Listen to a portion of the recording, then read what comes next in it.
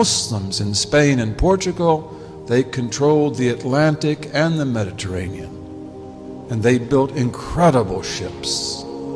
They built incredible ships. And why did they build such incredible ships? There were also ships of war. Vikings. The Vikings. So, and why did the Vikings even appear in history? Muslim Spain and Portugal. Because Muslim Spain and Portugal became so wealthy that they dried up the wealth of Northern Europe.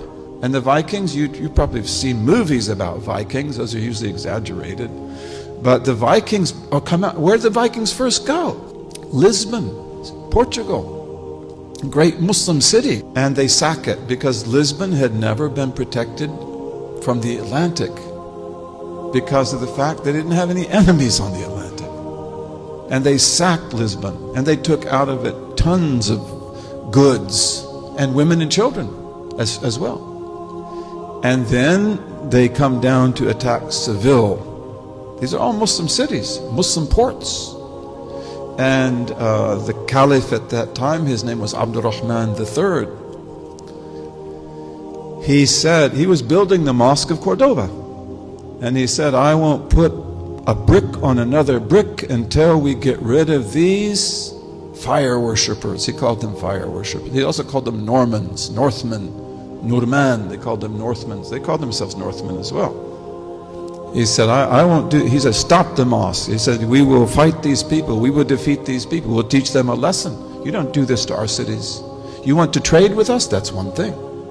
But you want to do this? No, we will teach you a lesson. And the great Maliki scholar of Cordoba at that time is one of our famous teachers, Ibn al-Habib. He said, you are the Khalifa. You know, he didn't say you can chew gum and walk at the same time. They didn't chew gum then.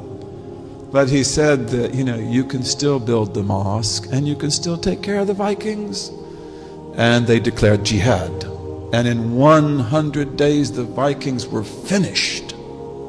Finished. And they were punished. And many of the Vikings became Muslims.